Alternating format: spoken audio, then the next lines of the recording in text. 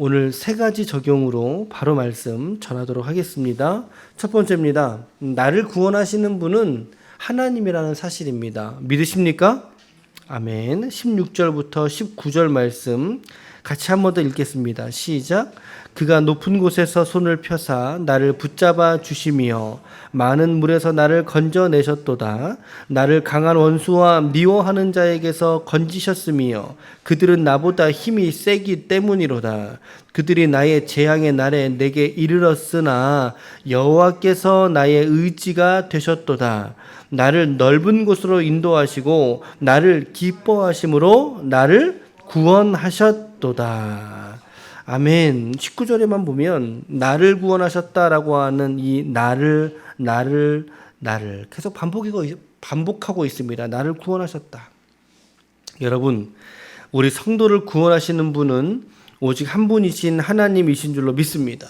너무나 철저하게 이 말씀 안에서 이러한 신앙의 고백이 하나님께 맞춰져 있죠. 19절도 보시면 그가 높은 곳에서 손을 펴사 나를 붙잡아 주셨다. 그가 누구겠어요?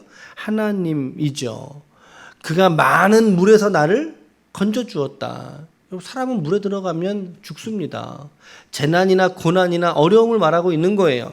강한 원수에게서도 건져 주셨다. 재앙에서도 나의 의지가 되셨다. 그리고 나를 기뻐하심으로 나를 구원하셨다. 다윗은 자신을 구원하신 분이 여지없이 하나님이라고 오늘 너무나 분명하게 고백하고 있지 않습니까? 자, 우리를 구원하시고 우리를 살게 하시는 분은 오늘 누구이실까요? 하나님이신 줄로 믿습니다. 이것이 사실은 어려운 이야기의 문구가 아닙니다. 이해되지 못할 만큼 꼬아놓은 이야기도 아닙니다. 나를 구원하시는 이는 하나님이시다. 간단한 이야기인데, 근데 우리의 현실의 삶의 문제로 다가갔을 때, 우리의 현실에서 여기저기 폭죽을 터뜨리듯 사건과 사고 속에 우리가 싹 들어갔을 때, 정말 나를 살게 하시는 분이 하나님이신가? 라고 그 안에서 우리가 물을 때, 때로는 나를 살게 하시는 분은 하나님이시라기보다는 때로는 돈이다.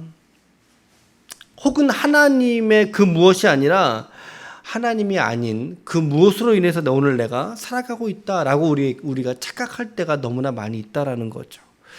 나를 붙드시고 나를 살게 하시는 동기가 하나님이신가? 그런데 우리들에게는 하나님이 아닌 다른 것들에게 우리의 믿음이 매일 때가 참 많이 있다는 거죠. 대표적으로 매이는 게 돈이요. 또 매이는 게 우리의 자식들 아니겠습니까? 나를 구원하시는 이가 나에게 살게 하는 동기를 주는 것이 우리의 자식들이고 우리의 가정 안에서의 관계일 때, 이것은 우선순위의 문제일 때가 참 많다는 거죠. 우선순위의 문제라는 거죠. 하나님을 내 삶의 동기와 목적에서 내가 오늘 가장 우선으로 세워놓는 것인가, 가장 근본 되신 분으로 우리가 고백하면서 살아가야 되는데 일단은 너무 바쁘고요. 그리고 하나님에게서 우리의 시선을 고정해 둘 수 있는 실력들이 우리에게 없다라는 거죠. 그러니까는 바쁜 일을 중요한 일로 우리는 착각해버리고 살아가는 것입니다. 나를 살게 하시는 분이 하나님이심을 자꾸 잊어버리면서 우리가 살아가고 있는 것은 아니냐라고 하는 것이죠. 오늘 다윗을 잘 보세요. 그의 삶에 처한 모습 안에서도 하나님께 자기의 시선을 두기를 포기하지 않거든요. 많은 물이라는 거, 그리고 강한 원수라는 거, 그리고 그를 미워하는 자들의 틈바구니 속에서 그가 살아간다는 거, 그리고 재앙의 날 속에서도 누구를 바라봤다는 겁니까? 여호와를 바라보았다라는 거죠. 하나님을 바라보았기에 자기의 이러한 많은 삶의 문제들 안에서도 내가 주님을 바라보았어. 하나님이 나의 구원자이셔. 라고 고백할 수 있었다라는 것입니다. 오늘 여러분들의 바쁜 일상의 삶 안에서도 여러분께 하나님께 여러분들의 믿음의 소망을, 여러분들의 시선을 둘 수 있기를 축복합니다. 그럴 때 나를 살게 하시는 분이 하나님이시구나, 우리가 오늘 함께 깨닫게 되더라는 것이죠. 두 번째입니다. 하나님은 의를 따라 갚아주시는 하나님이시다라고 하는 거죠. 매일 성경에서 크게 세 토막 나눠주고 있는데 그 중에 두 번째 대목입니다.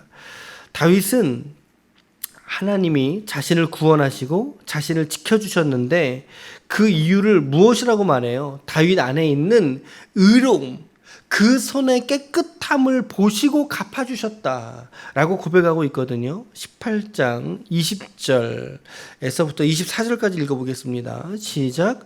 여호와께서 내 의를 따라 상 주시며 내 손의 깨끗함을 따라 내게 갚으셨으니 이는 내가 여호와의 도를 지키고 악하게 내 하나님을 떠나지 아니하였으며 그의 모든 규례가 내 앞에 있고 아니하였음이로다. 또한 나는 그의 앞에 완전하여 나의 죄악에서 스스로 자신을 지켰나니 그러므로 여호와께서 내 의를 따라 갚으시되 그의 목전에서 내 손이 깨끗한 만큼 내게 갚으셨도다. 근데 이 말씀을 우리가 자칫 다르게 묵상을 했을 때 있잖아요. 우리 신앙을 행위구원이라고 오해할 수 있을 것 같아요. 그렇지 않습니까? 하나님이 나의 의를 보시고 나를 구원하셨다. 나의 악에서 떠난 내 모습을 보시고 하나님이 갚으셨다. 나의 의, 내 의. 근데 사실은 그게 아니죠. 그것이 아니에요. 한번 잘 들어보세요. 여러분, 다윗은 이 시편을 노년의 때에 그가 기록을 했다면, 인생 말년에 기록했다면 그는 자신 있게 자기의 삶이 이와 같이 완벽한 모습으로 이렇게 하나님 앞에 그려낼 수 있었을까요? 없었을까요? 없었죠. 아시잖아요. 다윗의 그의 인생에 큰 실수들이 있었죠. 뭐 대표적인 사건이 밧세바 사건일 테고, 때로는 하나님이 하지 말라는 거 대놓고 어기는 적도 있었어요. 인구조사 같은 죄악들을 저질렀잖아요. 그런 죄 앞에 여전히 살아갈 수밖에 없었던 연약한 인간일 따름이거든요. 다윗에게 볼 수 있는. 근데 뭐라 그래요? 나는 의로운 자다라고 말합니다. 내 의를 따라 하나님이 내게 상 주셨다라고 말하죠. 내 손의 깨끗함을 따라 하나님이 갚으셨다. 내가 여호와의 도를 지켰다. 내가 악하게 하나님을 떠나지 않았다. 다윗이 모든 규례를 다 지켰나요? 아니라고요. 너 하지 마. 그런데 했어요. 그래서 맞았잖아요. 심한 매를 맞았잖아요. 자기 백성이 죽고. 그렇지 않아요. 저는 이 대목에서 고백하는 이 다윗에게 적극적으로 동의가 되진 않습니다. 다윗의 생애를 본다면 그럼 이제 우리 묵상을 해야죠. 생각을 해봐야죠. 그렇다면 과연 다윗은 그러지 않았다면 여기서 말하고 있는 다윗의 의는 과연 어떤 의로움일까? 여러분들 한번 생각해 보세요. 여러분들이 어떤 의로움이 있었기에 다윗이 이토록 하나님 앞에 설 수 있었을까? 라고 묵상하던 중에 제 안에 번뜩이는 진리가 쿵하게 다가와 부딪혀 오게 됩니다. 지금 다윗이 말하고 있는 자기 의라고 하는 이 의는 다윗 안에서 발견될 수 있는 행위로서의 어떤 의로움이 아니라는 것이죠. 어떤 것을 우리가 묵상할 수 있을까요? 이것은 그리스도의 의라는 것입니다. 다윗이 스스로의 행함으로 인해서 얻을 수 있는 의가 아니라 예수 그리스도가 그에게 덮어주신 의로움을 다윗은 고백하고 있었다라고 하는 거죠. 이미 다윗도 메시아 신앙을 갖고 있었던 사람입니다. 다윗이 말했던 이 의로움은 그의 행위의 결과로서 얻어지는 의가 아니고요. 그래서 그의 의를 보시고 아이고 너 참 구원받을 만한 짓을 했구나. 그래 내가 네 의를 보고 내가 너 구원해 줄게. 그것이 아니라 바로 그조차도 예수 그리스도의 의를 붙들고 구원을 받을 수밖에 없는 연약한 인간이었다는 사실을 우리는 묵상할 수밖에 없다는 것이죠. 갈라디아서 3장 27절에 보면 누구든지 그리스도와 합하기 위하여 세례받은 자는 그리스도로 옷 입었느니라 라는 말씀이 나옵니다. 즉 여기서 말하고 있는 다윗의 의는 저는 그가 믿었던 예수 그리스도, 장차 오셔서 그의 주가 되실 그 그리스도를 묵상하면서 예수 그리스도의 의가 자기 안에 덧입혀졌다라고 하는 것을 그가 믿었기 때문에 그가 이토록 그리스도의 의를 말할 수 있었다라는 거죠. 다윗은 장차 오실 메시아의 의를 붙들고 그 의를 따라서 하나님이 자신에게 갚아주실 것이다 라고 시편에서 오늘 이렇게 노래하고 있는 것입니다. 여러분, 우리에게는 하나님 앞에서 정당하게 구원을 취득할 수 있는 어떤 의로움도 없는 거 우리 모두가 다 아실 겁니다. 그렇죠? 우리가 그런 존재고 다윗조차도 그러한 존재의 한계를 떠날 수 없는 인간이었어요. 그러나 우리가 또 이렇게 말한다 할지라도 우리의 삶은 여전히 의롭게 살아야 될 사명이 있는 존재는 맞지요. 그렇죠? 맞잖아요. 그러나 그 행함의 의가 우리를 구원해낼 수는 없다 이 말이에요. 우리가 아무리 선하게 산다 할지라도 그 선하게 살아가는 그 행함이 우리를 구원해낼 수 없듯이 오직 그리스도로 옷 입는 의로움만이 저와 여러분들을 구원하시는 하나님의 놀라운 은혜라는 사실을 이 말씀 안에서 발견할 수 있기를 축복합니다.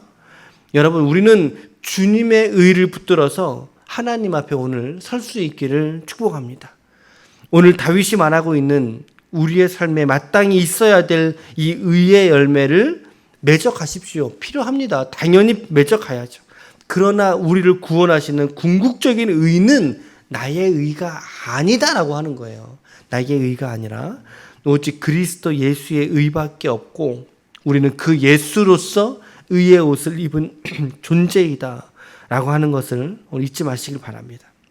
그래서 27절 말씀에 보니까 주께서 곤고한 백성은 구원하시고 교만한 눈은 낮추신다라고 말씀하고 있습니다.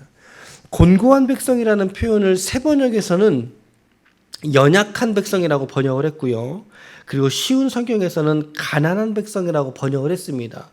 번역의 차이가 약간 있긴 하지만 결국에는 어떤 걸 말하겠어요? 그의 삶에 있어서 겸손하게 살아가는 사람들을 말합니다. 겸손하게 살아가는 사람들. 그러니까 겸손하다는 말은 또 결국에는 나에게서 하나님이 찾는 의로움이 하나도 없다라고 하는 거죠. 그것을 발견한 사람에게 하나님이 구원을 베풀어 주신다라는 의미예요. 오늘도 여러분과 제가 예수 그리스도로 옷 입을 수 있는 겸손한 하나님의 백성이 되시기를 축복합니다. 우리는 누구도 완벽할 수 없어요. 그러나 우리는 온전해져 가야 돼요. 맞지요? 완벽할 수 없어요. 그러나 온전해져 가야 돼요. 그래서 결국에는 예수 그리스도를 사모하는 우리 신앙의 추구들이 우리 안에 있어야 되겠다라고 하는 적용을 해보게 됩니다. 마지막 세 번째로는요. 그래서 우리는 우리의 마지막 결단으로 하나님을 의지해서 우리 인생의 담을 넘어가는 신앙이 되라는 것입니다. 28절과 29절 같이 읽어보겠습니다. 시작. 주께서 나의 등불을 하나님이 내 흑암을 밝히시리이다. 내가 적군을 향해 달리며 내 하나님을 의지하고 담을 넘었나이다. 아멘. 담을 뛰어넘나이다. 저는 이 29절 말씀에서 혹시 여러분들 누구 안 떠오르세요? 그쵸. 야곱이 그의 아들 요셉에게 했던 그 가지가 요셉은 그 가지라 그 가지가 담을 뛰어넘었도다. 그쵸. 야곱의 축복이 우리가 떠오르지 않습니까? 여러분 하나님께서 여러분들의 생애 속에 오늘 이와 같이 등불을 밝게 켜두심과 같이 여러분들의 인생을 밝히 비추어 주시기를 축복합니다. 더 나아가서 끝까지 우리는 주님을 신뢰하고 세상에서 승리를 외치고 담대하게 하나님을 의지함으로 말미암아 여러분 인생의 담을 한계를 그리고 역량을 뛰어넘을 수 있는 존귀한 성도들이 될 수 있기를 축복합니다. 아멘. 세 가지 말씀드렸는데요. 나를 구원하시는 분은 하나님이시다. 우리의 우선순위, 우리의 시선 철저하게 하나님에게 맞추자라고 하는 말씀. 그리고 하나님은 예수 그리스도의 의를 따라서 오늘도 나에게 갚아주신다. 이 의를 예수 그리스도의 의이다. 이 의를 붙잡는 인생이 되자. 마지막으로 하나님을 의지하여 내 현실의 담을 뛰어넘을 수 있는 인생이 되자. 오늘 이 한날도 주신 말씀들 붙잡고 믿음 안에서 승리할 수 있는 하나님의 거룩한 종들이 다 되시기를 예수님의 이름으로 간절히 축원합니다. 아멘. 기도하시겠습니다.